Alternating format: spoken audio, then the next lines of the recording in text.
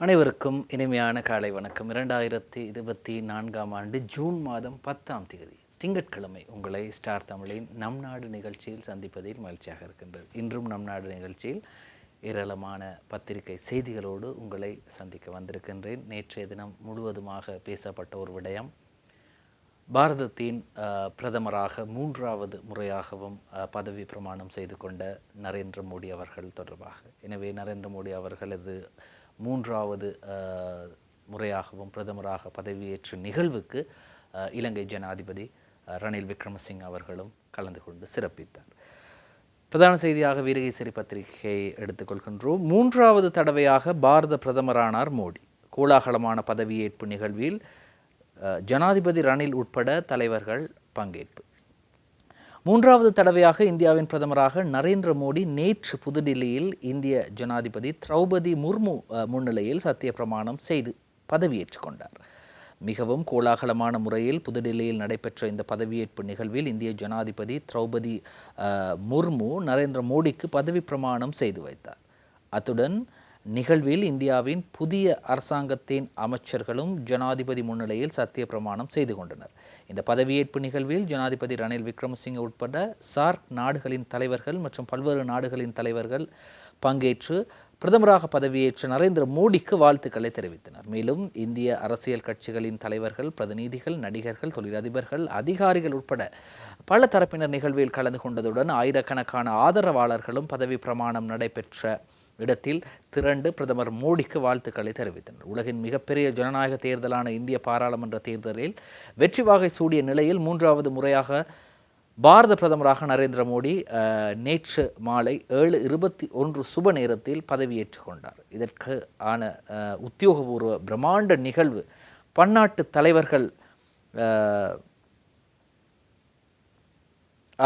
உள்ளிட்ட 9,000 ராஜதந்திரிகளின் பங்கேற்புடன் நேற்று ஞாயிற்றுக்கிழமை புதுடில்லியில் ராஷ்டிரபதி பவனில் நடைபெற்றதாக கூறப்பட்டுகின்றது.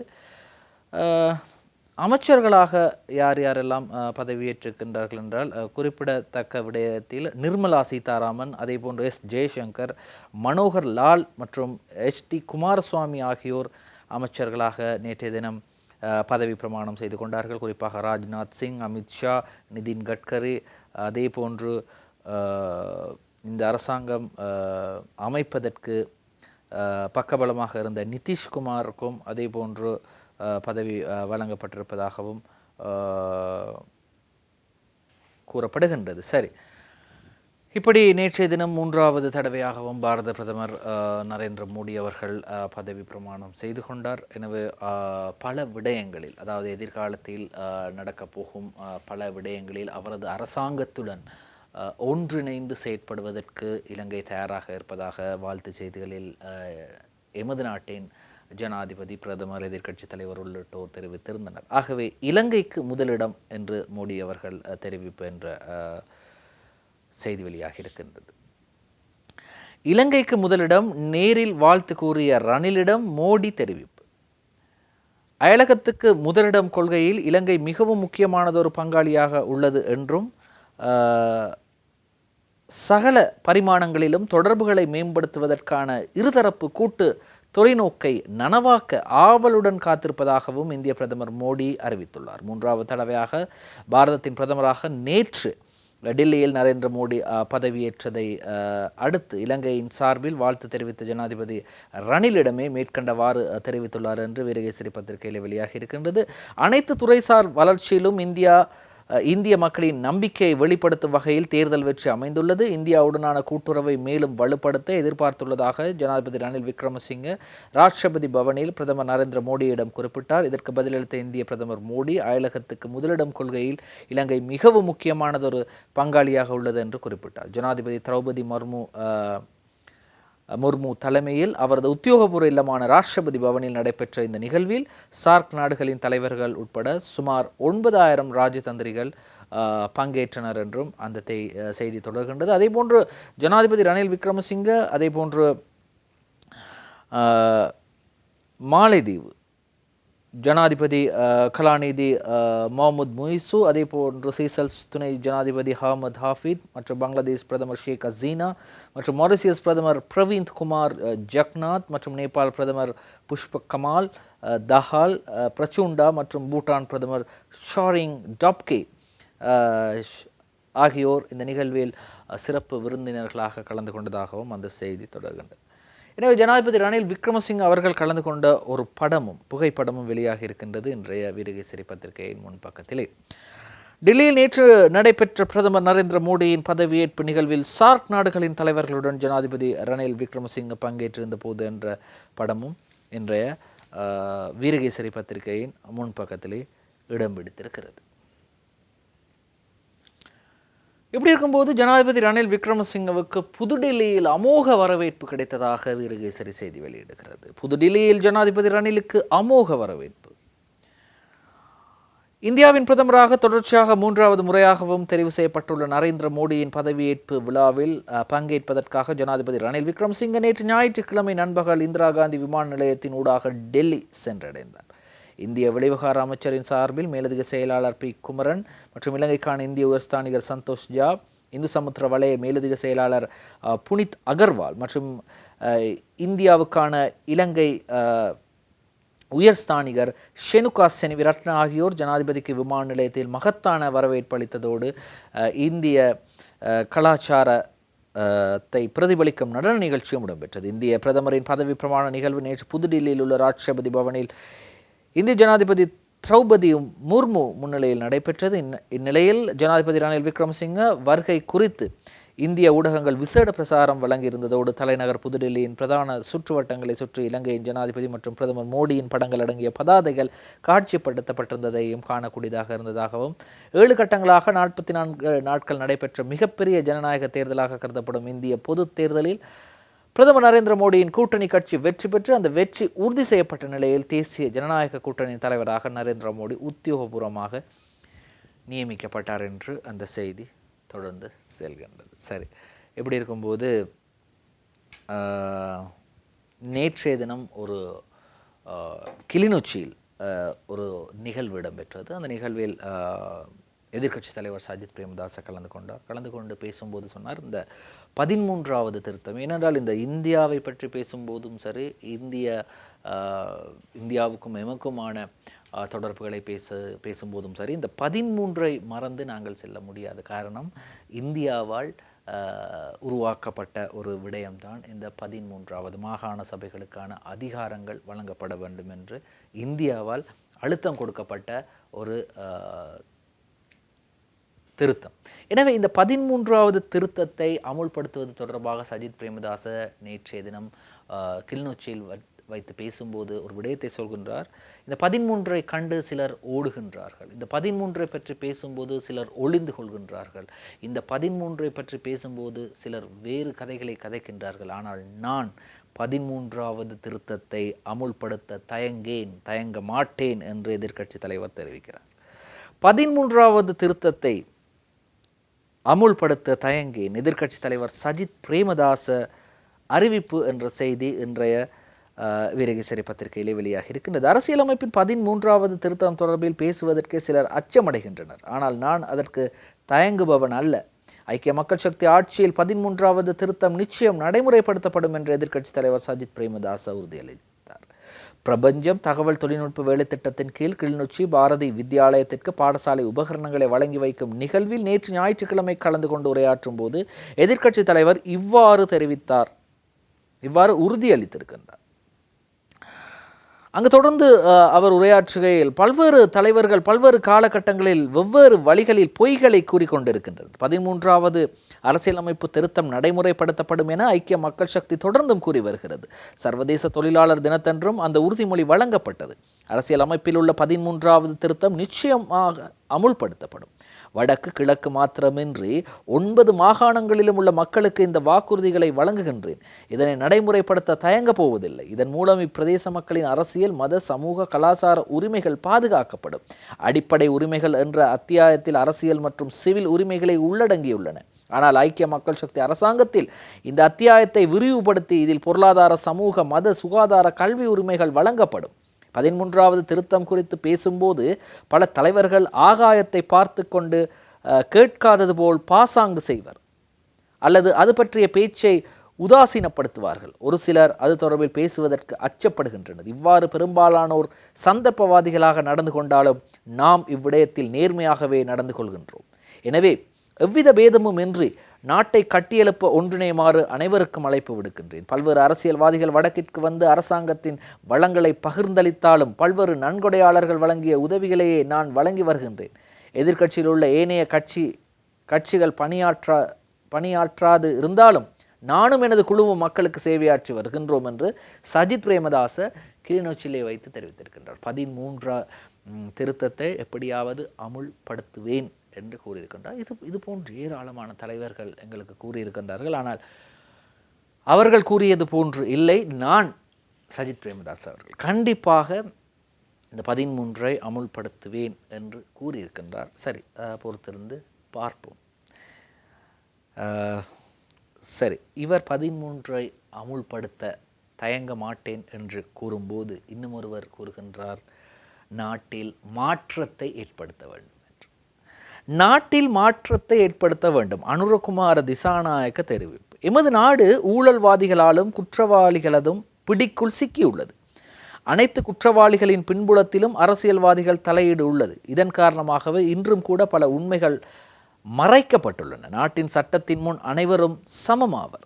எமது அரசாங்கத்தின் கீழ் சட்டத்தின் ஆட்சி உறுதிப்படுத்தப்படும். குற்றவாளிகள் நிச்சயம் தண்டிக்கப்படுவார்கள் என தேசிய மக்கள் சக்தியின் தலைவரும் பாராளுமன்ற உறுப்பினருமான அனுரகுமார் திசாநாயக்க தெரிவிக்கிறார். தேசிய மக்கள் சக்தியின் ஓய்வு பெற்ற போலீஸ் தேசிய மாநாடு நேற்று ஞாயிற்றுக்கிழமை மாரகமவில் அமைந்துள்ள இளைஞர் தேசிய மன்றத்தில் இடம்பெற்றது. இதன் போது ஓய்வு பெற்ற பிரதி பொலிஸ் மா அதிபர் ரவி செனிவிரத்ன உள்ளிட்ட பிரதி பொலிஸ் மா அதிபர்கள் 11 பேரும் குற்றப்புலனாய்வு திணைக்களத்தின் ஓய்வு பெற்ற முன்னாள் பிரதி பொலிஸ் அத்தியட்சகர் சாணி அபேசேகர் உள்ளிட்ட பொலிஸ் உயரதிகாரிகள் பலரும் இந்நிகழ்வில் கலந்து கொண்டார். அதாவது நேற்று செய்திகளில் கூறப்பட்டது, சில அரசியல் கட்சிகளின் தலைவர்கள் கூறுகிறார்கள் 1988 ஆண்டளவில் சட்டத்தை நிலைநாட்ட, சட்டத்தை பாதுகாக்க கடமையிலிருந்த போலீசார் மீது தாக்குதலை மேற்கொண்ட தேசிய மக்கள் சக்தியினர் இன்று போலீசாரை, ஓய்வு பெற்ற போலீசாரை தங்களோடு இணைத்துக் கொள்வது கேள்விக்குறியாக இருக்கிறது, வேடிக்கையாக இருக்கின்றது என்று நேற்றைய தினம் இது தொடர்பாக அரசியல் கட்சி பிரமுகர்கள் தெரிவித்தார்கள். இப்பொழுது அவர்களோடு நேற்றைய தினம் ஷானி அபேசேகர் சேர்ந்திருக்கின்றார். அவருக்கும் இன்னும் பலதரப்பட்ட குற்றச்சாட்டுகள் அவர் மீது இருக்கிறது. இருப்பினும் கூட நேற்றைய தினம் அவர், ரவி செனிவிரத்ன உள்ளிட்டோர் நேற்றைய தினம் தேசிய மக்கள் சக்தியின் அல்லது மாலிமாவ என்று திசை காட்டி என்று சொல்லப்படுகின்ற தேசிய மக்கள் சக்தியின் மேடையிலே நேற்றைய தினம் ஏறினார். இப்படி இருக்கும்போது இவர்களது இந்த மாற்றம் தொடர்பாக பேசும்போது தான் கடந்த காலங்களில் நடந்த விடயங்களையும் பல இடங்களில் ஞாபகப்படுத்தி வருகிறார். சரி, அது ஒரு பக்கம் அப்படி இருக்கும் போது அடுத்த வருடம் பட்ஜெட்டுக்கு பதிலாக குறை நிரப்பு பிரேரணை பார்க்கலாம். நிதி ராஜாங்க அமைச்சர் தகவல் என்ற செய்தி வெளியாக இருக்கின்றது. ஜனாதிபதி தேர்தல் உள்ளிட்ட தேர்தல்கள் ஆண்டு இறுதியிலும் எதிர்பார்க்கப்படுவதால் 2025 ஆண்டுக்கான வரவு செலவு திட்ட அறிக்கையை சமர்ப்பிக்க போவதில்லை என்றும் அதற்கு பதிலாக குறை நிரப்பு பிரேரணையை முன்வைக்க உள்ளதாகவும் நிதி ராஜாங்க அமைச்சர் ரஞ்சித் சியம்பலாபிட்டிய தெரிவித்தார். ருவான்வேல பிரதேசத்தில் நேற்று முன்தினம் சனிக்கிழமை இடம்பெற்ற ஒரு நிகழ்வில் கருத்து கொண்டு ஊடகங்களுக்கு தெரிவிக்கும் போதுதான் அவர் இவ்வாறு தெரிவிக்கிறார். அதாவது அவர் இன்னும் ஒரு விடயத்தையும் தெரிவிக்கிறார். இது புதிதல்ல, இதற்கு முதலும் இவ்வாறு நடந்திருக்கின்றது என்றும் அவர் தெரிவிக்கின்றார். 2024 ஆண்டுக்கான வரவு செலவு திட்ட அறிக்கையின்படி 2024 டிசம்பர் 31 வரை மட்டுமே வருவாய் செலவினங்களை செய்வதற்கு பாராளுமன்றத்தின் ஒப்புதல் பெறப்பட்டுள்ளது. அதன்படி 2025 ஆண்டுக்கான வரவு செலவுக்கு ஒப்புதல் பெறப்பட வேண்டும். எவ்வாறாயினும் இந்த வருடம் ஜனாதிபதி தேர்தல் நடைபெற உள்ளதால் ஒவ்வொரு வேட்பாளரின் கொள்கை பிரகடனங்களும் மிக முக்கியமானவை ஆகும். எனவே அவற்றுக்கு இடமளித்து 2025 ஆண்டு முதற் காலாண்டுக்கான நிதி நிர்வாகத்துக்காக குறை நிரப்பு பிரேரணை சமர்ப்பிக்கப்படும். ஜனாதிபதி தேர்தல் நெருங்கி வரும் நிலையில் கவர்ச்சிகரமான முன்மொழிவுகளை உள்ளடக்கி அடுத்த ஆண்டுக்கான வரவு செலவு திட்ட முன்மொழிவுகளை முன்வைப்பதற்கு அரசாங்கத்திற்கு ஏராளமான வாய்ப்புகள் உள்ளன. ஆனால் உலகமே ஏற்றுக்கொண்ட ஜனநாயக போக்கை பின்பற்றி அரச தலைவர் என்ற வகையில் ஜனாதிபதி தேர்தலை நடத்த தீர்மானித்துள்ளார். குறித்த குறை நிரப்பு பிரேரணை ஊடாக புதிய திட்டங்கள் யோசனைகள் எவையும் முன்வைக்கப்பட மாட்டாது. அரச ஊழியர்களின் சம்பளம் மற்றும் நட்டையீடு உள்ளிட்ட ஏனைய செலவினங்களை வழங்குவதற்கு மாத்திரமே அனுமதி வழங்கப்படும் என்றார். அதாவது புதிய திட்டங்கள், புதிய அபிவிருத்திகள் இவை எதுவுமே முன்வைக்கப்பட மாட்டாது. மாறாக அரச ஊழியர்களின் சம்பளம் மற்றும் நட்டையீடு, இப்போ உங்களுக்கு தெரியும் மிக நெருக்கடியான இந்த நேரத்திலே என்ஜின் டிரைவர்ஸ், என்ஜின் சாரதிகள், புகையிரத என்ஜின் சாரதிகளது வேலைநிறுத்தம் இடம்பெற்றுக் கொண்டிருக்கின்றது. நேற்று மட்டும் 200 சேவைகள் ரத்தாகியது.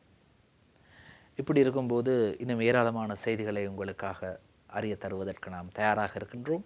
ஸ்டார் தமிழின் நம் நாடு நிகழ்ச்சியில் ஒரு சிறு விளம்பர இடைவேளை. நம் நாடு தொடர்கிறது.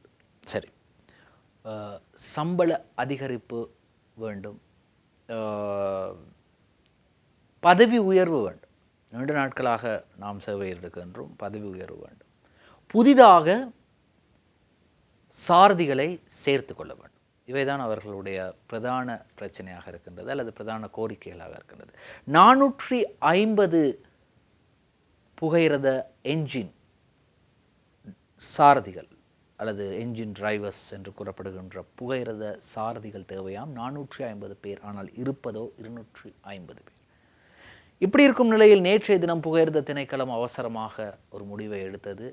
இன்றைய தினம் சேவையில் ஈடுபடுத்துவதற்காக, புகையிரதங்களை செலுத்துவதற்காக ஓய்வு பெற்ற என்ஜின் டிரைவர்ஸ் அல்லது என்ஜின் சாரதிகளை அழைத்திருக்கின்றது. ஓய்வு பெற்ற மற்றும் இத்துறையில் ஆர்வமாக இருக்கக்கூடிய என்ஜின் டிரைவர்ஸை அழைத்திருக்கின்றது. இன்றும் போராட்டம் தொடர்கின்றது. நேற்று கிட்டத்தட்ட 200 சேவைகள் ரத்து செய்யப்பட்டது. நேற்று முன்தினமும் ரத்து செய்யப்பட்டது. ஆனால் இது தொடர்பாக பொதுமக்களிடம் ஊடகங்கள் சென்று கேட்கும்போது, இது தொடர்பாக என்ன தெரிவிக்கின்றீர்கள் என்று கேட்கும்போது, தயவு செய்து இதை தனியார் மயப்படுத்துங்கள் என்று சொல்கின்றார்கள். ஆனால் அவர்கள் அந்த விரக்தியில் சொல்கின்றார்கள். அது உடனடியாக செய்யக்கூடிய விடயம் அல்ல. இருப்பினும் அவர்களது அந்த கோரிக்கை பொதுமக்களது, இதை தனியார் மயமாக்குங்கள், அப்பொழுதுதான் பயப்படுவார்கள், இல்லாவிட்டால் இராணுவத்திடம் கொடுங்கள் என்று. புகையிரத சாரதிகளின் சங்கத்தின் ஒரு முக்கிய உறுப்பினர் ஒருவர் சொல்கின்றார், 3.5 வருடங்கள் வேண்டுமாம், கிட்டத்தட்ட 3.5 வருடங்கள் வேண்டுமாம் ஒரு சாரதியை பயிற்றுவித்து அவரை ஒரு ரயிலை செலுத்த அனுமதிப்பதற்கு. கிட்டத்தட்ட 3.5 வருடங்கள் பயிற்சி தேவைப்படும். அப்படி இருக்கும்போது நினைத்தவுடன் எதையும் நிலைநாட்ட முடியாது. அல்லது நினைத்தவுடன் 10 பேரை கொண்டு வந்து கார் ஒன்றை செலுத்துவது போலவோ பஸ் ஒன்றை செலுத்துவது போலவோ விட முடியாது.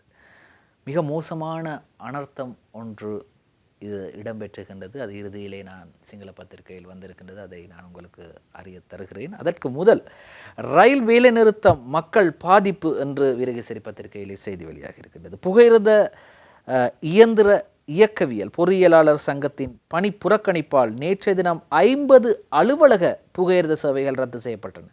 இந்த பணி புறக்கணிப்பால் பொது பயணிகள் கடும் அசௌகரியங்களை எதிர்கொண்டனர். பணி புறக்கணிப்பில் ஈடுபட்டுள்ள புகையிரத தொழிற்சங்கத்தினருக்கும் போக்குவரத்து அமைச்சர் பந்துல குணவர்தனவுக்கும் இடையிலே இன்று திங்கட்கிழமை போக்குவரத்து அமைச்சில் பேச்சுவார்த்தை இடம்பெற உள்ளது. இந்த பேச்சுவார்த்தையில் சாதகமான தீர்வு கிடைக்காவிடின் தொடர் பணி புறக்கணிப்பில் ஈடுபடுவோம் என புகையிரத சாரதிகள் சங்கத்தின் செயலாளர் SRCM சேனாநாயக்க தெரிவித்திருக்கிறார்.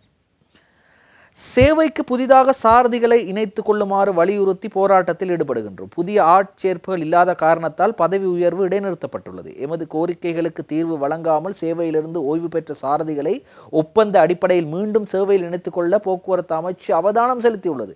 எமது கோரிக்கைக்கு தீர்வு கொடுக்காமல் முறையற்ற வகையில் அரசாங்கம் செயற்பட்டால் தற்போது சேவையில் ஈடுபடும் சாரதிகள் சங்கத்தினரையும் பணி புறக்கணிப்பிலிருந்து இணைத்து கொண்டு தொடர் பணி புறக்கணிப்பில் ஈடுபடுவோம். இதனால் புகையிரத சேவை முழுமையாக ஸ்தம்பிதமடையும்.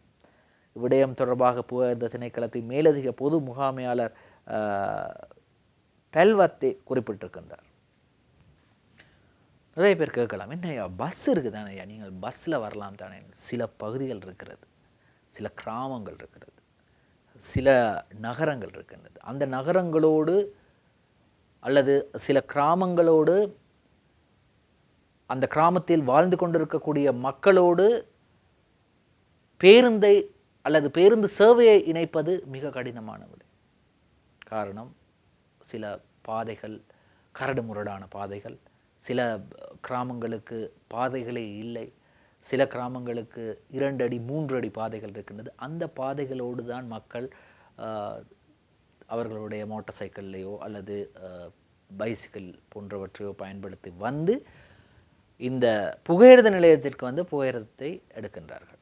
இவர்கள் ஒரு பேருந்தை அல்லது பேருந்து சேவையை பெறுவதற்கு செல்ல வேண்டும் என்றால் இன்னும் ஒரு குறிப்பிட்ட அளவு தூரம் செல்ல வேண்டும். எனவே இப்படி நிறைய பிரச்சனைகள் இருக்கின்றது. உள்ளே சென்று மக்களோடு சென்று மக்கள் படும் துயரத்தை பார்ப்பவர்களுக்கு அது நன்றாக தெரியும். சரி, இப்படி இருக்கும்போது இன்னும் ஒரு செய்தியும் இருக்கின்றது. அந்த செய்தியை பார்த்துவிட்டு நாங்கள் அரசியல் பகுதிக்கு செல்லலாம்.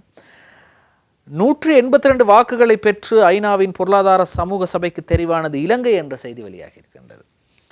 ஐக்கிய நாடுகளின் பொருளாதார மற்றும் சமூக சபைக்கு ஐக்கிய நாடுகளின் பொது சபையினால் இலங்கை தெரிவு செய்யப்பட்டிருக்கின்றது. கடந்த 7ஆம் தேதி நியூயார்க்கில் நடைபெற்ற தேர்தலில் இலங்கை இவ்வாறு 3 வருட காலத்துக்கு தெரிவு செய்யப்பட்டுள்ளது. இந்த சபைக்கு தெரிவு செய்யப்பட்ட 18 நாடுகளில் ஆசிய பசிபிக் பிராந்தியத்திலிருந்து உஸ்பெகிஸ்தான், இலங்கை, பங்களாதேஷ் மற்றும் சவுதி அரேபியா ஆகிய நாடுகள் உள்ளடங்குகின்றன.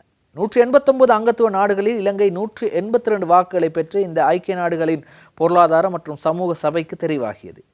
இலங்கை இதற்கு முன்னர் 1985 தொடக்கம் 89 மற்றும் 2006 தொடக்கம் 2008 வரை இந்த சபைக்கு தேர்ந்தெடுக்கப்பட்டது. இந்த சபையின் உறுப்பினராக வறுமையை ஒழித்தல், உணவு பாதுகாப்பு, அபிவிருத்திக்கான நிதி உதவி, பாதிக்கப்படக்கூடிய நாடுகளுக்கு சிறந்து ஆதரவளிக்கும் சர்வதேச நிதி கட்டமைப்பின் சீர்திருத்தம், கால்நிலை நீதி, பாலின சமத்துவம் மற்றும் பெண்களுக்கான கவுன்சிலின் முயற்சிகள் மற்றும் திட்டங்களுக்கு இலங்கை பங்களிக்கும் என்றும் கூறப்படுகின்றது. நல்ல ஒரு விடயம். 182 வாக்குகளை பெற்று இலங்கை தெரிவாகி இருக்கின்றது. சரி, இனி அரசியல் பக்கத்துக்கு கொஞ்சம் வருவோம்.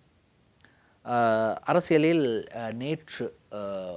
நேற்று முன்தினம் ஒரு மிகப்பெரிய கூட்டணி ஒன்று உருவாகியது. இந்த கூட்டணியில் ரணில் விக்ரமசிங்கவுக்கு ஆதரவாக பேசி கொண்டிருந்த பலரும் அந்த கூட்டணியிலே சேர்ந்திருக்கின்றார்கள். ஆனால் ரணில் விக்ரமசிங்க ஜனாதிபதி அமைத்த கூட்டணியில் அல்ல, ஸ்ரீலங்கா சுதந்திர கட்சியின் தற்போதைய தலைவராக செயற்பட்டு கொண்டிருக்கக்கூடிய நிமல் சிறிபால் டி சில்வா அவர்கள் தலைமையிலான ஒரு கூட்டணி ஒன்று உருவாகியது. இந்த கூட்டணியிலே பல அமைச்சர்கள் அங்கம் வகிக்கிறார்கள். எனவே இந்த கூட்டணி கூறப்படுகின்றது, நாங்கள் தான் அடுத்த ஜனாதிபதியை தீர்மானிக்கும் கூட்டணியாக இருப்போம் என்று அந்த கூட்டணியில் இருக்கக்கூடிய முக்கிய உறுப்பினர்களான நிமல் சிறிபால் டி சில்வா, மஹிந்த அமரவீர, கல்வி அமைச்சர் சுசில் பிரேமஜயந்த, இப்படி முக்கியமான அமைச்சர்கள் அதில் இருக்கின்றார்கள். அதே போன்று ராஜாங்க அமைச்சரான லசந்த் அலகேவன், நளின் பண்டார, அதே போன்று நளின் பண்டார அவர் அமைச்சர், அதே போன்று சுரேன் ராகவன் இவரும் இருக்கிறார். இப்படி ஒரு மிகப்பெரிய கூட்டணியை அமைத்து அவர்கள் தெரிவிக்கின்றார்கள், அடுத்த ஜனாதிபதி தேர்தலில் ஜனாதிபதியை தீர்மானிக்கும் சக்தியாக நாங்கள் இருப்போம் என்று. இதே போன்று கடந்த வாரம் இன்னும் ஒரு தரப்பினர் கையெழுத்திட்டு கொண்டார்கள். அவர்கள் யார் என்று உங்களுக்கு தெரியும். உதய கம்மன்பில, விமல் வீரவன்ச, திலீப் ஜெயவீர, இவர்கள் ஒரு கூட்டணியாக சர்வஜன கட்சி, அந்த கூட்டணியின் பேர் சர்வஜன கட்சி. எனவே சர்வஜன கூட்டணி அதுவும் அவர்கள் உருவாக்கி இருக்கின்றார்கள். எனவே இப்படி பல கூட்டணிகள் உருவாக்கி கொண்டிருக்கும் போது நாமல் ராஜபக்ச, ஸ்ரீலங்கா பொதுஜன பெரமுனவின் தேசிய அமைப்பாளர் என்ன சொல்கிறார்? தம்மிக பெரேரா, தொழிலதிபர் தம்மிக பெரேரா களமிறங்காவிட்டால், ஜனாதிபதியாக அல்லது ஜனாதிபதி வேட்பாளராக போட்டியிடாவிட்டால் நான் களமிறங்குவேன் என்று தெரிவித்திருக்கிறார். தம்மிக களமிறங்காவிடின் நான் போட்டியிடுவேன், கட்சியின் சிரேஷ்ட உறுப்பினர்களிடம் நாமல் ராஜபக்ச தெரிவிப்பு. ஜனாதிபதி வேட்பாளராக தம்மிக பெரேரா போட்டியிடவில்லை என்றால் நான் போட்டியிடுவேன். பெரும்பான்மையை வைத்துக்கொண்டு மீண்டும் இரண்டாம் நிலைக்கு செல்லக்கூடாது என பொதுஜன பெரமுனவின் தேசிய அமைப்பாளர் நாமல் ராஜபக்ச குறிப்பிட்டுள்ளார். ஸ்ரீலங்கா பொதுஜன பெரமுனவின் நிறைவேற்று குழு மற்றும் அரசியல் குழு கூட்டம் கடந்த வெள்ளிக்கிழமை கொழும்பு விஜயராம மாவட்டத்தில் உள்ள முன்னாள் ஜனாதிபதி மஹிந்த ராஜபக்சவின் உத்தியோகபூர்வ இல்லத்தில் இடம்பெற்றது. ஸ்ரீலங்கா பொதுஜன பெரமுனவின் தலைவர் மஹிந்த ராஜபக்ச, கட்சியின் ஸ்தாபகர் பசில் ராஜபக்ச உட்பட பொதுஜன பெரமுனவின் சிரேஷ்ட உறுப்பினர்கள் பலர் கலந்து கொண்டனர். இந்த இதில் தான் தெரிவிக்கிறார், இந்த நிகழ்வில் தான் தெரிவிக்கிறார் நாமல் ராஜபக்ச. ரணில் விக்ரமசிங்கவை ஜனாதிபதி வேட்பாளராக களமிறக்க வேண்டும் என பகிரங்கமாக குறிப்பிடும் பொதுஜன பெரமுனவின் அமைச்சர்கள், ராஜாங்க அமைச்சர்கள் இந்த கூட்டத்தில் கலந்து கொள்ளவில்லை. ஜனாதிபதி தேர்தல் இலக்காக கொண்டு நாடளாவிய ரீதியில் தேர்தல் பிரசாரங்களை முன்னெடுக்கும் பொறுப்பு பாராளுமன்ற உறுப்பினர் ரோஹித் அபேகுணவர்தனவுக்கு வழங்கப்பட்டுள்ளது. இதற்காக அவருக்கு கட்சியின் தேசிய ஒருங்கிணைப்பாளர் பதவி வழங்கப்பட்டுள்ளது. இந்த கூட்டம் நிறைவடைந்ததன் பின்னர் இடம்பெற்ற தேநீர் உபசார வேலையின் போது சமகால அரசியல் நிலவரம் தொடர்பில் சிரேஷ்ட உறுப்பினர்கள் நாமல் ராஜபக்சவிடம் பேசியுள்ளனர். ஜனாதிபதி தேர்தலில் பொதுஜன பெரமுனவின் உறுப்பினரை களமிறக்க வேண்டும் என்பதில் உறுதியாக உள்ளேன். பொதுஜன பெரமுனவின் வாக்குகளை தவிர பாராளுமன்ற உறுப்பினர் தம்மிக பெரேராவால் 10 லட்சம் வாக்குகளை திரட்ட முடியும் என நாமல் ராஜபக்ச குறிப்பிட்டுள்ளார். இதன்போது தம்மிக பெரேரா போட்டியிடவில்லை என்றால் என ஒரு கேள்வி எழுப்பப்பட்டது. சிரேஷ்ட உறுப்பினர்கள் நாமல் ராஜபக்சவிடம் வினவிய போது தம்மிக போட்டியிடவில்லை என்றால் நான் போட்டியிடுவேன் என்று நாமல் ராஜபக்ச பதிலளித்தார். இந்த 10 லட்சம் வாக்குகள் எங்கிருந்து வருகின்றது, வரப்போகின்றது என்றால் தம்மிக பெரேராவால் முன்னெடுக்கப்பட்டு வரும் ஒரு கல்வி சேவை ஒன்று இருக்கின்றது, இலவச கல்வி சேவை. அந்த கல்வி சேவையின் ஊடாக இருக்கக்கூடிய மாணவர்களது பெற்றோர்களும் ஆசிரியர்களும் கிட்டத்தட்ட 10 லட்சம் பேர் இருப்பார்கள் என்று நம்பப்படுகின்றது. எனவே அந்த 10 லட்சம் பேரது வாக்குகளும் தம்மிக பெரேராவுக்கு கிடைக்கும். ஏற்கனவே பொதுஜன பெரமுனவுக்கு வாக்கு வங்கியிலே கொஞ்சம் வாக்குகள் இருக்கின்றது. இவை இரண்டையும் சேர்த்து ஆகலாம் என்ற திட்டத்திலே இருக்கிறார்கள். ஆனால் தம்மிக பெரேரா சில நேரங்களில் ஜனாதிபதி வேட்பாளராக களமிறங்க விருப்பமில்லை என்று சொன்னால் நாமல் ராஜபக்ச களமிறங்க போகின்றார் என்பது தற்போது உறுதியாகி இருக்கிறது. சரி, அடுத்ததாக மற்றும் ஒரு செய்தி இன்றைய வீரகேசரி பத்திரிகையிலே வெளியாகி இருக்கின்றது, அதையும் நாங்கள் பார்க்கலாம். சரி, ஜனாதிபதிக்கு எதிராக பொதுஜன பெரமுன செயற்படக்கூடாது பிரேம்நாத் தொலவத்த அவர்கள் தெரிவிக்கிறார். ஜனாதிபதியை நெருக்கடிக்குள்ளாக்கும் வகையில் பொதுஜன பெரமுனவின் உறுப்பினர்களில் ஒரு தரப்பினர் செயற்படுவது முறையற்றது. நெருக்கடியான சூழலில் தான் தலைவர்கள் தோற்றம் பெறுவார்கள். ஆகவே ஜனாதிபதி தேர்தலில் போட்டியிடும் தலைமை ஜனாதிபதி ரணில் விக்ரமசிங்கவுக்கு உண்டு என ஆளும் தரப்பின் பாராளுமன்ற உறுப்பினர் பிரேம்நாத் தொலவத்த தெரிவித்தார். 2022ஆம் ஆண்டுடன் ஒப்பிடுகையில் நாடு தற்போது இயல்பு நிலைக்கு திரும்பியுள்ளது. தற்போதைய பொருளாதார நெருக்கடிக்கு ஜனாதிபதி ரணில் விக்ரமசிங்கவால் மாத்திரமே தீர்வு காண முடியும் என பொதுமக்கள் குறிப்பிடுவார்கள். ஐக்கிய தேசிய கட்சியின் தலைவர் ரணில் விக்ரமசிங்கவை ஜனாதிபதியாக்குவதற்கு பொதுஜன பெரமுன எடுத்த தீர்மானம் சிறந்தது. பொருளாதார ரீதியில் அடைந்துள்ள தற்காலிக ஸ்திரத்தன்மையை நிலையானதாக உறுதிப்படுத்திக் கொள்ள ஜனாதிபதி ரணில் விக்ரமசிங்களான தலைமையிலான அரசாங்கம் மீண்டும் தோற்றம் பெற வேண்டும் என்று அவர் தெரிவிக்கிறார். இப்பொழுது அவரும் ரணில் விக்ரமசிங்கவுக்கு ஆதரவு தெரிவிக்கிறார். இப்படி நிறைய பேர் ரணில் விக்ரமசிங்கவுக்கு ஆதரவு தெரிவிக்கும் போது எனது உயிருக்கு அச்சுறுத்தல் விடுக்கப்படவில்லை என்று அர்ஷடி சில்வா தெரிவிக்கிறார். எனது உயிருக்கு அச்சுறுத்தல் விடுக்கப்படவில்லை, விசாரணை நடத்த வேண்டிய அவசியம் இல்லை, குற்றப்புலனாய்வு திணைக்களத்துக்கு அர்ஷடி சில்வா தெரிவிப்பு. தனது உயிருக்கு அச்சுறுத்தல் விடுக்கப்படவில்லை எனவும் அது தொடர்பில் விசாரணைகள் மேற்கொள்ள வேண்டிய அவசியம் இல்லை எனவும் பாராளுமன்ற உறுப்பினர் கலாநிதி அர்ஷடி சில்வா குற்றப்புலனாய்வு திணைக்களத்துக்கு அறிவித்துள்ளார்.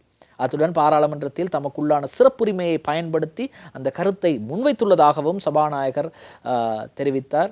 எனவே இந்த விசா தொடர்பான அல்லது இலங்கைக்கு வரும் சுற்றுலா பயணிகள் விசா பெற வேண்டும், அப்படி என்றால் அந்த விசா கட்டணமாக கிட்டத்தட்ட $100 செலுத்த வேண்டும் என்ற ஒரு பிரச்சனை கடந்த வாரங்களில் பேசும் பொருளாக இருந்தது. எனவே இது தொடர்பாக பல விதத்தில் விசாரணைகளையும் பல திடுக்கிடும் தகவல்களையும் வெளியிட்டு வந்தவர் அர்ஷடி சில்வா. எனவே அர்ஷடி சில்வாவுக்கு இது தொடர்பாக அச்சுறுத்தல் இருப்பதாக அண்மையில் பாராளுமன்றத்திலே அவர் தெரிவித்தார். ஆனால் இப்போது சொல்கின்றார், இல்லை, அவ்வாறான அச்சுறுத்தல் விடுக்கப்படவில்லை எனது உயிருக்கு என்று அவர் தெரிவிக்கின்றார். அவரே தான் சொன்னார் தனக்கு அச்சுறுத்தல் இருப்பதாக சபாநாயகரிடம். சபாநாயகர், நீங்கள் ஒன்றை ஞாபகம் வைத்துக் கொள்ளுங்கள், நாளை எனக்கு ஏதாவது நடந்தால் இதோடு தொடர்பு பட்டவர்கள் தான் பொறுப்பு என்று கூறினார். ஆனால் இப்பொழுது சொல்றார், இல்லை, அப்படியெல்லாம் இல்லை என்று சொல்றார்.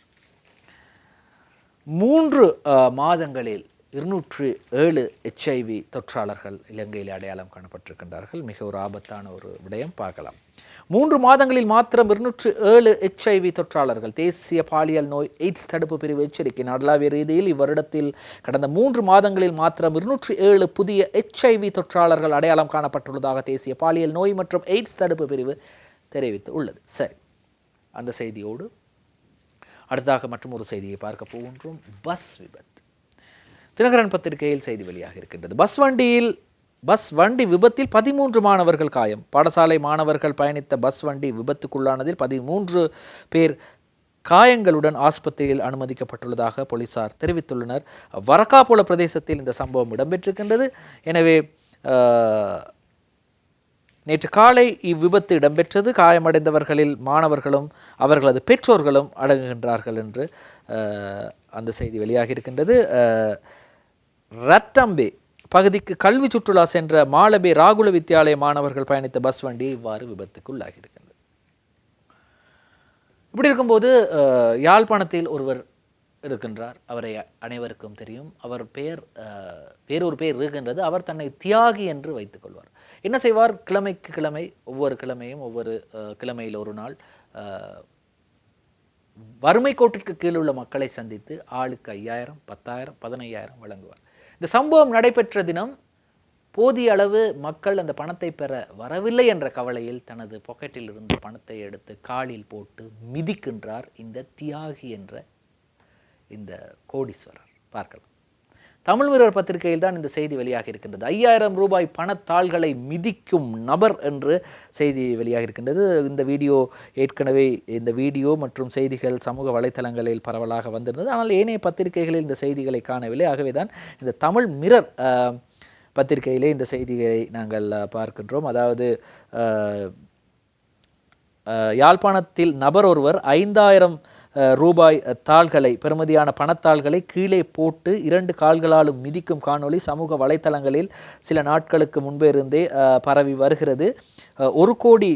ஒரு கோடீஸ்வரரான தன்னை மக்கள் மத்தியில் வெளிப்படுத்திய அவர் தன்னை ஒரு தியாகி என்றே கூறி வருகிறார். எனவே இந்த தியாகி தான் இவ்வாறு செய்திருக்கிறார். 5000 ரூபாய் தாள்களை மக்கள் வரவில்லை என்ற விரக்தியில் காலில் போட்டு மிதித்திருக்கிறார். சரி, இப்படி இருக்கும்போது கடந்த சனிக்கிழமை காலை திருகோணமலை செல்ல வேண்டிய புகையிரதத்தில் நான் சென்று பயணித்து கொண்டிருக்கின்றேன். திருகோணமலைக்கு போகும் அந்த புகையிரதத்தில் காலை 5:45 கோட்டை புகையிரத நிலையத்திலிருந்து நான் பயணித்து கொண்டிருக்கிறேன். எந்திரமுள்ள புகையிரத நிலையத்திற்கு அருகாமையில் பதுளையிலிருந்து கொழும்பு நோக்கி வந்த புகையிரதத்துடன் ஒரு கார் மோதுகிறது. அந்த கார் மோதும் அந்த சமயத்தில் சிவப்பு நிற சிக்னல் லைட் பற்றி கொண்டிருந்தது, போக வேண்டாம். அதே போன்று அந்த மணி சத்தம் ஒலிக்கும், ஆபத்து அலாம் ஒலித்து கொண்டிருந்தது, ஒளி சமீட்சைகள் ஒலித்து கொண்டிருந்தது. அதையும் மீறி அந்த கார் சென்றது. எனவே காரில் சென்ற இருவரும் உயிரிழந்தார்கள். அந்த பதுளையிலிருந்து கொழும்பு நோக்கி சென்ற அந்த புகையிரதத்தில் அடிபட்ட அந்த கார் நான் பயணித்த புகையிரதத்தின் தண்டவாளத்துக்கு வந்தது அந்த வேகத்தில். எனவே நான் பயணித்த புகையிரதத்திலும் அந்த கார் அடிபட்டு 2 ரயில்களிலும் அந்த கார் அடிபட்டது. எனவே இந்த காரில் ஏறிய பெண்மணி, பாதையில் நின்று கொண்டிருந்த ஒரு பெண்மணி, புகையிரத வேலைநிறுத்தம் காரணமாக எங்கேயோ இருந்து யாரோ ஒருவர் ஓட்டி வந்த காருக்கு கையை விட்டு நிறுத்தியிருக்கிறார். அந்த கார் நிறுத்தப்பட்டிருக்கின்றது. எனவே ஒரு பஸ் உரிமையாளர் தான் அந்த காரை செலுத்தி வந்திருக்கின்றார். பாருங்கள் எப்படியெல்லாம் நேரம் அழைத்து சென்றிருக்கின்றது. செய்தி இன்றைய திவைன பத்திரிகையில் வெளியாகின்றது. பார்க்கலாம். தும்ரியக்கை சத்யா கிரியாத்மக வெத்தி, அதாவது சிக்னல் ஒலித்து கொண்டிருக்கையிலே தான் இந்த சம்பவம் இடம்பெற்றிருக்கின்றது. எனவே புகையிரத வேலைநிறுத்தம் காரணமாக இந்த 44 வயது பெண்மணி ரத்மலான பகுதியிலே ஒரு தனியார் நிறுவனத்திலே வேலை செய்கிறார். செக்யூரிட்டி கார்டாக, பாதுகாப்பு உத்தியோகத்தராக வேலை செய்கிறார். அன்றைய தினம் காலை புகையிரதம் வேலைநிறுத்தம் காரணமாக இல்லாத காரணத்தினால் இந்த காரை நிறுத்தி இருக்கின்றார். எனவே இந்த காரில் ஏறி வந்திருக்கின்றார். வரும்போது தான் இந்த சம்பவம் நடந்திருக்கின்றது. எனவே மிக கவனமாக நீங்கள் புகையிரத கடவையை கடக்க முற்படும் போது மிக கவனமாக இருக்க வேண்டும். இந்த புகையிரத கடவையில் கேட் இல்லை. கேட் இல்லை.